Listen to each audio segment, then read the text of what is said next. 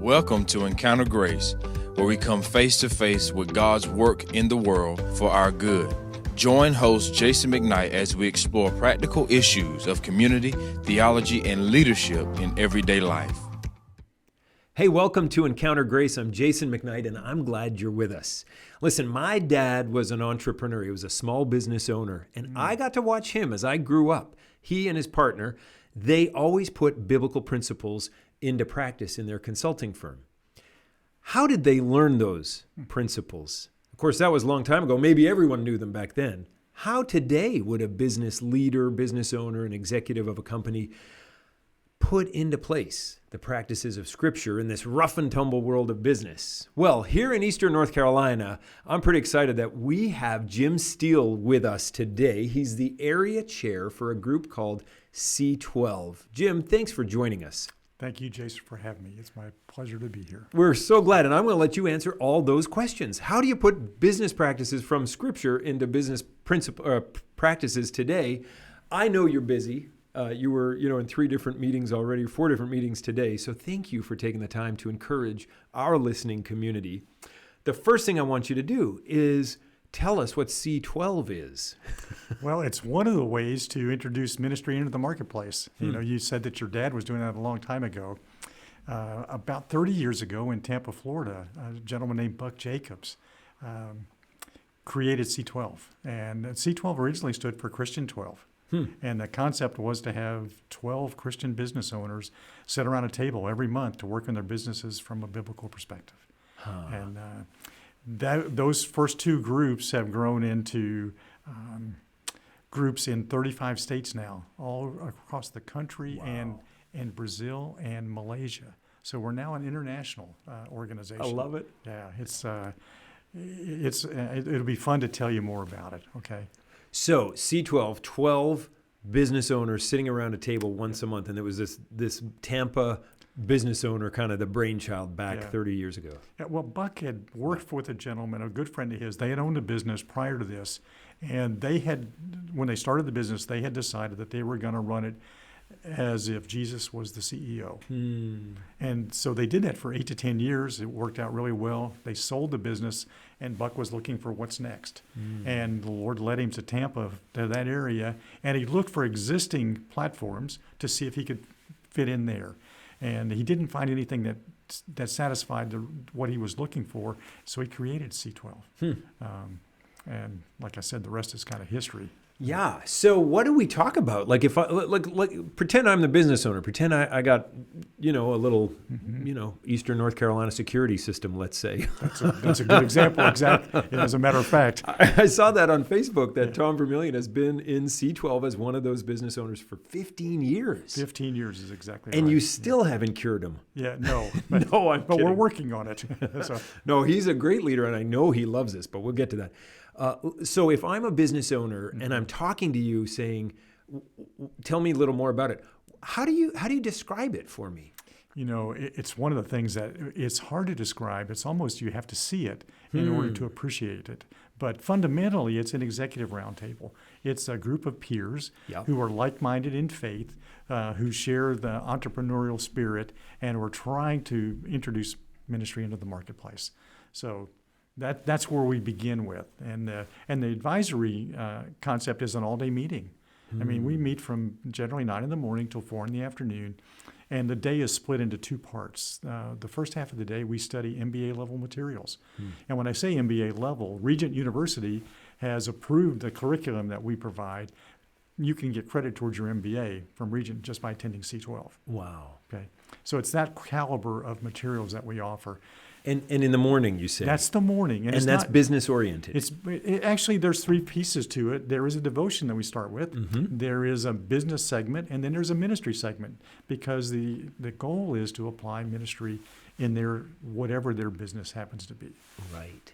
So a ministry segment would be, give me an example of what we would spend that half an hour or hour talking about. Yeah, I can tell you what we just did this month in October. Yeah. Okay.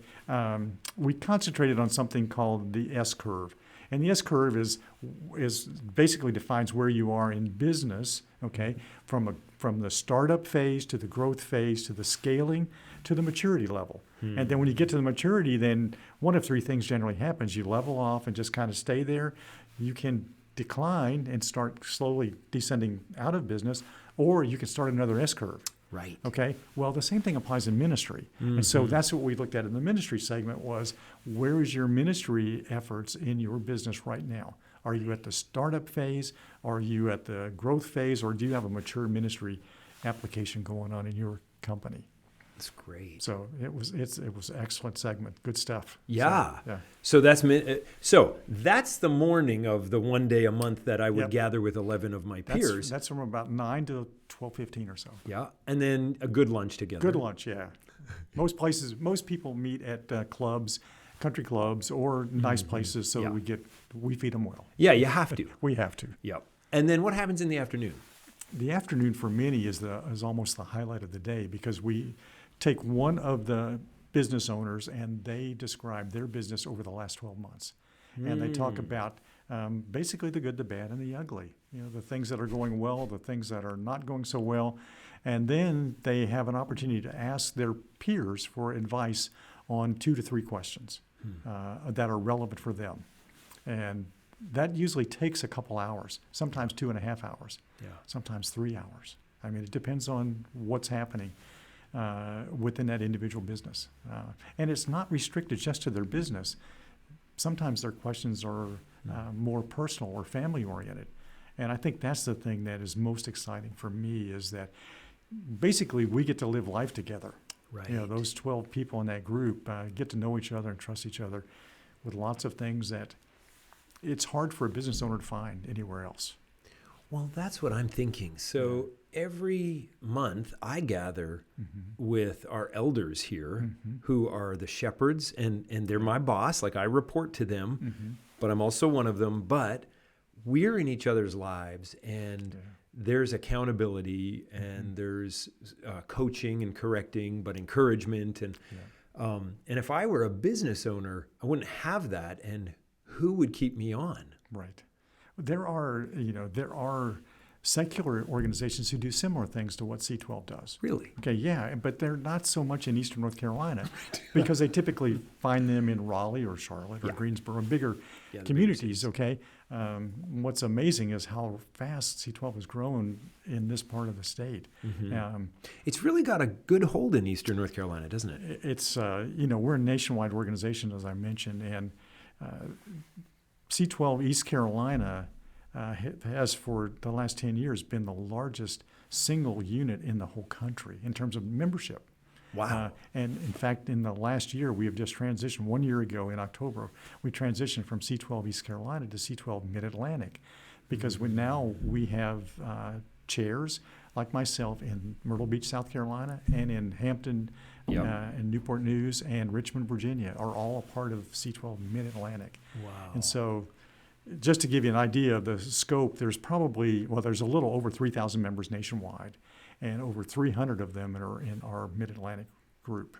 Really? And when I started doing this about 12 years ago, there was one other gentleman who started it in Eastern North Carolina. I joined him, and now there are 11 of us. Wow. Chairs, area So chairs. 11 chairs, yeah. Wow. So we're from Wilson, Rocky Mount, Greenville, Goldsboro, Wilmington, and then those 2 others that I mentioned, South Carolina. And you got involved 12 years ago. What got you into it? It's interesting. I was working at the time as a corporate pilot in a local company, and the owner of that group is still to this day a great friend, like a brother, and he was a strong Christian man. We had gone through a difficult time. If you think back to 2008 and 2009, the economy was in not a good spot, and he had to lay a number of people off, and he was really struggling. He had never had to lay anybody off. And I heard of C12, and I managed to meet the gentleman in Rocky Mount who started it here, and my purpose was to get my boss to a C12 meeting. Right. To be with other Christian business owners, to help him navigate the challenges he was facing at the time. That's how it started for me. It was kind of funny. The first hour we met, he and I talked about C12 and my boss. And at the end of that, he said, "What are you doing with the rest of your life?" And I said, "That's interesting." I said, "I just started going to seminary. I thought I might be an executive pastor." Right. I was 59, thinking that, I'm not going to fly forever. So Right. I really felt like God was calling me into ministry of some kind. And he was. And he was, yeah. But it wasn't what I thought the kind of ministry that I would be involved with. Yeah, you're right. So you were flying corporately, but before then, you spent 22 years in the U.S. Air Force. I did. Tell us a little bit about that. What drew you to the Air Force, and then what did you do in it?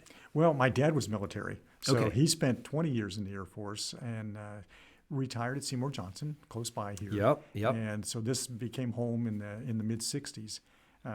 By way of record, my mother spent 30 years as a Department of the Air Force civilian, so she topped both of us in terms of service to the country. But my dad worked on airplanes. He was in the maintenance field, and when I decided I thought I'd like to become an Air Force for a career, or look at the Air Force for a career, he strongly encouraged me to pursue my degree and officership. And so I ended up, that's what I did. I went to East Carolina, went through the ROTC program, and 3 weeks after I graduated, went to pilot training. So I spent the bulk of my time as an Air Force pilot. Wow. So, And you flew, what were some of the planes you flew? some of the planes, I started as an instructor pilot. As soon as I graduated, I was kept as an instructor. And then I went to the Philippines and flew a hospital ship. It's a DC-9. It used to be a commercial airliner. Yeah, but the Air I've Force flown on the uses it- DC-9 back in Air the day. Force uses it as a hospital ship. And so I did that for a couple of years, and then I transitioned to the Starlifter, the C-141, which was a 4-engine jet transport. It flew out of Charleston and flew all over the world in those. My last flying was in more the corporate environment. I flew Learjets for the military, and I flew VIPs, generals and congressmen and things of that nature. Really? And that was kind of the background for what I ended up doing here locally. Yeah, working with the smaller jets. And you have said, and you've told me that you spent a couple of tours at the Pentagon. Yeah. Is that like purgatory, or is it like a reward? No, it's a lot closer to purgatory. No one I know considers it a reward. It's more of a painful necessity in your career progression. So, and honestly, that was one of the factors that led me to decide it was time to get out, because I had a wonderful career, extremely blessed. For me, it was a calling, just like what I do now. But the future of going back for a third time to the Pentagon was not all that appealing. So I decided 2 times was enough, and we ended up in Kinston, North Carolina, which we never would have expected. Because you grew up here. My wife, I grew up in Goldsboro. You grew up in Goldsboro, yeah, that's right. But my wife is from Kinston. Unbelievable. And so we came back home. Isn't that amazing? Now listen, the Pentagon, the building itself, did y'all ever have races, those long hallways and the ramps? Yeah, No, usually. are you allowed to say? Yeah. It's 6 o'clock every afternoon when it's time to leave. We all race to get out. That was probably the only race that I can recall. But I remember the first time I went there in high school on a trip, back in the 80s, way before 9/11. It was so fun. It is a fascinating place. And the first time I was there as a senior captain and junior major, and I was working under the Air Force, Department of the Air Force, in a personnel role, and I had an office on the E-ring, and the E-ring is the outer rings. Right. So my window overlooked the Potomac River, and I could see the Washington Monument. I'm thinking, this is great. And I loved it. My second tour, there were no windows. I was in the basement for 3 years. And some days I'd go in before sunup, and I'd go home after sundown and never saw the light of day. Oh, man. So that's the purgatory part comes from the second experience. That's true. That's true. But actually, you were telling me the other night, when we were just talking after General Colin Powell passed, you were in a meeting with him at least once, or maybe you're not supposed to say this. Am I doing something wrong? I think that I think it's okay at this point to share, but I don't want to get you in trouble. No. I hope the statutes of limitations get exhausted. I don't know. But while I was at the Joint Chiefs of Staff, my second tour there, I was a colonel, and I can't remember if it was Tuesday or Wednesday, but he would have a staff meeting. And the directors, and there were 8 directorates, J1 through J8, would go to the staff meeting with the chairman, and the chairman was Colin Powell. And our director was unable to attend, and she sent me in her place. But before I went, and this was a 1-star Army general, a woman who was a great lady who I have the utmost respect for. But she was really serious all the time. And she told me, I want you to go, and you're going to this is where your spot's going to be at. And when General Powell turns to you and says, what do you have for us this morning from J1? You're supposed to say, nothing, sir, everything's great in J1. And nothing else. Don't say anything else. And so sure enough, I'm a little intimidated because everybody else in those chairs are all general officers. Right. And I'm at the end, and General Powell obviously has been informed who's around the table. He knows everybody else but me. And so when it's my turn, he goes, "Hey, good morning, Jim. How are things in J1?" I said, "They're great, sir." And General Willis sends her regards and tells me not to say anything else. I didn't actually say that, but that was what I was thinking. That's what you meant. Yeah. Well, we've been talking about ministry in the marketplace. Mm-hmm. For all those years in the military, you're loving the Lord. Tell me about shining the light of Christ there. Yeah, that's where I grew in my faith, Jason, was in the military. I became a believer at 18. Okay. So I wasn't raised in a church home. You've heard the term Creasters. Well, we went at Christmas and Easter, and that was pretty much our story. As a junior in high school is when my dad moved to North Carolina. And my testimony is pretty simple. When I left Kansas, where we were stationed before, I was the quarterback on the football team. I was the junior class president, and I was dating a cheerleader. And when I got to Goldsboro, they had a class president, they had a really good quarterback, and all the cheerleaders were taken. Were taken. So my mom and dad, I convinced them to let me go back to Kansas to finish high school. I didn't have any family there. I lived with a friend, my best friend, and his dad was a teacher at the high school. And just before I graduated from high school, I gave my life to Christ because church was a normal part of their family life. Amen. And so, the 5th of May, 1968, I went forward, and 2 weeks later I was baptized. But between that time and the time of the Air Force, I didn't understand the concept of growth in my walk or my faith. And it was in the Air Force that I met some young guys who were all about that, and they had a tremendous influence on me from my first assignment until I finished. And I guess the part I would like to share is while at the Pentagon, there's an organization, and I assume it's still there today, called the Christian Embassy, which is an offshoot of Campus Bill Crusade. Bright. Yeah, Bill Bright. Yeah, so I met Bill Bright while I was there, and some other folks that you would know. But the Christian Embassy had a ministry for Congress, and they had one for the Pentagon. That's right. And I started going to their Bible studies, my first tour there. And the second tour there, my last 3 years, every Tuesday at noon, I had a Bible study in my office with 12 other individuals. And they were all colonels for the most part, and we'd get together and spend 1 hour, going through God's Word. And so, isn't that great? It was essential in my growth in my faith, as some of the people I met in the military. It's interesting. We watch the news, or we, the feed that goes by on our social, and we can get really despondent because things don't seem to be going in the right direction a lot of times. We do not know how many of these little lunchtime Bible studies are going on in companies, in universities, at the Pentagon, in Congress, state houses. We just don't know how many believers are meeting with each other, praying for their workplace. And for our country. For the country. Yeah, for sure. No, it's amazing. It is crazy. So your role in C12 now is a lot of leadership development just by being with people and by helping them lead at a higher level. It strikes me that your 22 years in the Air Force, and especially as you kind of stayed in and progressed along, you did a lot of leadership development by being with leaders, but I did not grow up in the U.S., but I have been a student of the U.S. since I was a teenager and now living here. And it strikes me that the United States military at its higher echelons is one of the best leadership labs in the entire world. And it's not perfect, not by any stretch. But so I'm not doing hagiography, but it strikes me that there is a great focus on outcomes and process and development of talent and merit.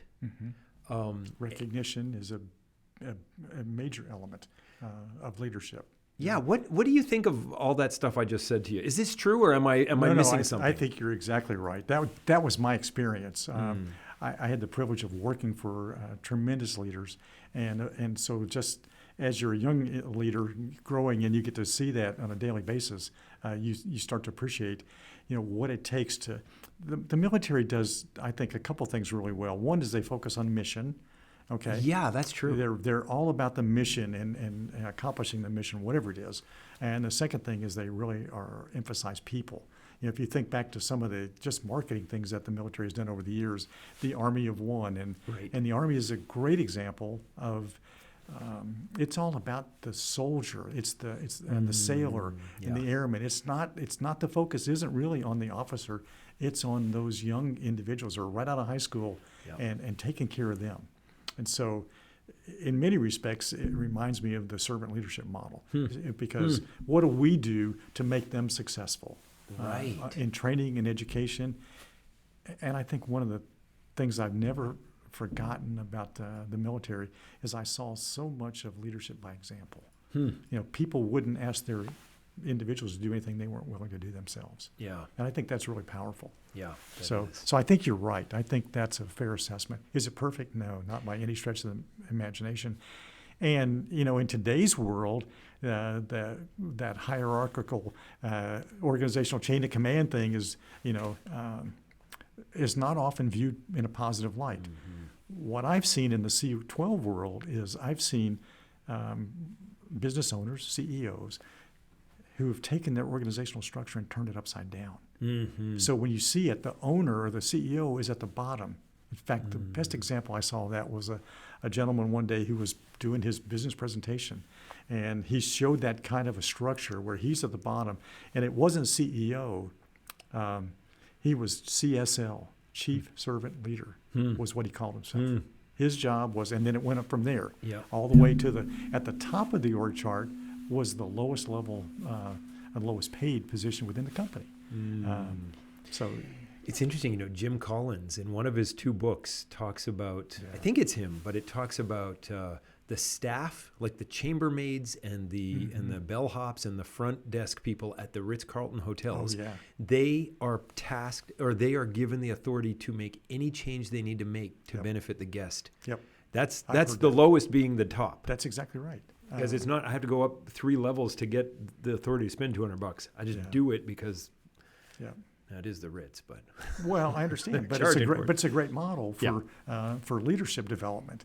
So that's one of the things I think the military does well, and that's one of the things we strive to do in C12. There are, and we haven't talked about this, I don't think, but there are 2 levels of membership. You observed an owner level group, but there's a group of people who meet basically the same day, but they're called key players. And so they work for the CEOs, they work for the owners. And so we're trying to grow them into increased responsibility at all areas of the company. So there may be a marketing person or a salesperson or a finance person and things like that. And they meet with their peers for the same kind of experience. That's great.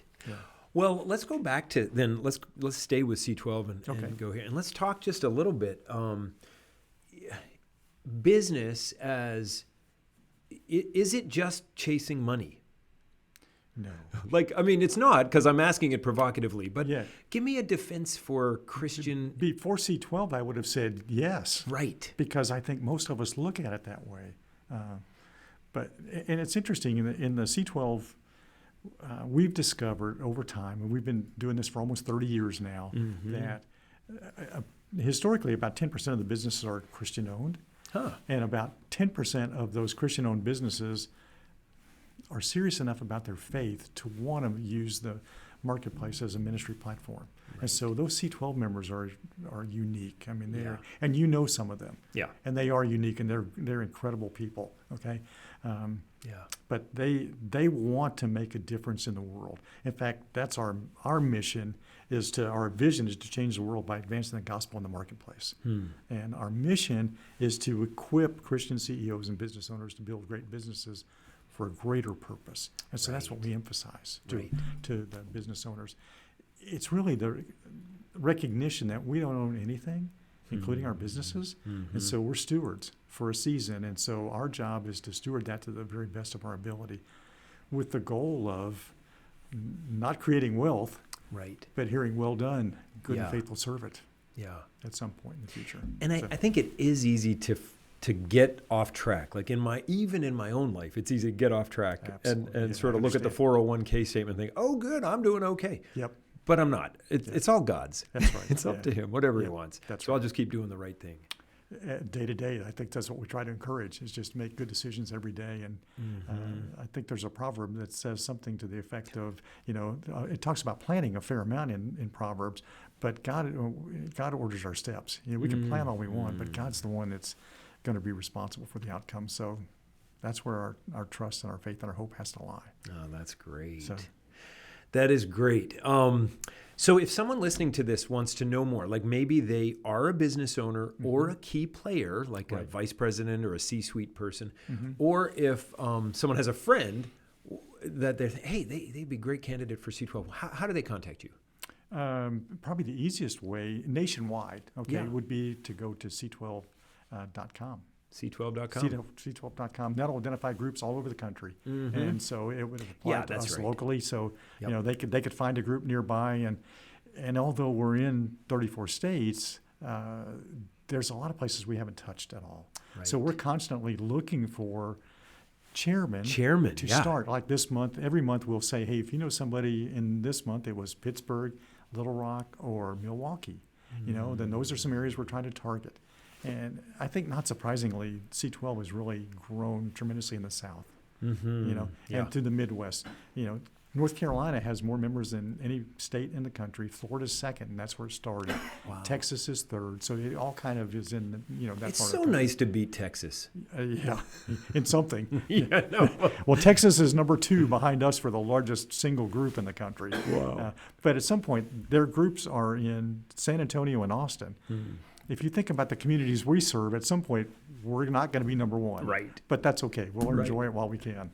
And per capita. Yep. And change. I mean, you look at the folks in C12, at least the ones I know locally, and they're pouring out into the community. They're helping. If I could expand on one thing, you talk about not being just about money. And the example I'm going to share is one you're familiar with, because one of the things that we really encourage our members to work on is the culture of their organization. And we have a mutual friend who's done an incredible job with that, right here in Kinston, North Carolina, who's been in the business for over 20 years, but in the last 5 years has seen a transformation of his culture. And it started by him creating a mission, a vision, and some core values, and not just putting them on a piece of paper on a wall, but living them out. And it has transformed his company, and him. And it affects the bottom line, but that's not why you do it. Exactly. But when everyone likes working and works harder, there's less turnover, and you serve your customer better, obviously the bottom line changes. Yeah, and in terms of the benefit, we're in an incredibly difficult time for hiring individuals right now and retaining help as well. And so this individual shared a story during his business presentation recently that one of his employees was offered a job at $3 more an hour. That's a significant, that's a lot of money, and turned it down because he really liked where he was at. He liked the people, he liked the culture, he liked what they were doing. And so, does it matter? And some of the business owners struggle when they first become a C12 member with this concept of ministry in the marketplace, and they don't know, do I need to send missionaries to, and my answer is always start with where you're planted, and when that means your people. Start with your people. How do you treat your people? How could you better serve your people? And then see what happens. See where God takes you from there. Well, I think what's so fun is that you get to help business owners and key players expand their definition of ministry. Like, I think a lot of Christians start with the definition of ministry thinking missions overseas, or I've got to be asking someone to become a believer today, or I'm not doing ministry. But when you pour into, like Jesus poured into people and he changed their lives and he just walked alongside them. And that was ministry. Right. He asked some people to follow him at certain points, and we'll do that. Yep. But really, it's the influence of just living by the Spirit. You know, the other element that we didn't talk about with the C12 experience for the owners and the CEOs is, in addition to the all-day meeting, there's an hour to an hour and a half one-on-one coaching session every month where we meet. And so we talk about things like ministry, and we talk about things like their family. We talk about their personal growth and development. Yeah. You know, every great leader is growing. Yeah. You know, and so how do we encourage them and equip them to not shortchange that process? You know, apart from C12, what are they doing? And you know, one of the things we really encourage is a personal quiet time. You know, how much time are you spending with the Lord, and how are you doing that? And what are some resources that we could provide for you to help you and encourage you? Right on. So, don't you think that, and just doesn't it please the Lord? Doesn't he just, I mean, he looks forward to your quiet time as much as you do. I believe that's the case. I mean, seriously. And you know when you miss it, that the day doesn't seem to be the same. Yeah. If I miss that time, and you certainly can appreciate that. Yeah. So. Well, Jim, thank you for coming in. Let me ask you one last question. Okay. What do you want to be your legacy? As you're thinking C12, as you're thinking Air Force, your family, like what, you know? You know, I talk to these people about their legacy a lot. And a few years ago, I read a book called, I think it was called Living Forward, but I'm not sure, by Michael Hyatt. Okay? Yeah. And in there was an exercise where I have already written my eulogy. Okay? And it's based on not what I want people to say, it's what I hope people will say, and it challenges me to live that life between now and then so that hopefully somebody would say these kinds of things about it. With respect to my family, I have 2 children and 5 grandchildren. All know the Lord, love the Lord, and so I have that security of knowing. You know, the youngest is 12. He's locally, and about 3 years ago, he was baptized at a Vacation Bible School, and so he was the youngest, and so that's part of the legacy, I think, and an important part of the legacy. And then from the C12 standpoint, the goal is to continue to grow this nationwide and around the world, okay? And I, at some point, I'm going to transition out of this, and I'll turn it over to somebody else. I've already turned over part of my business to one individual who was a member for 6 years. I have, and he's getting ready to turn over part of his business to another one of my members who's now his member. And I have 2 members in my groups now who would love to take my business.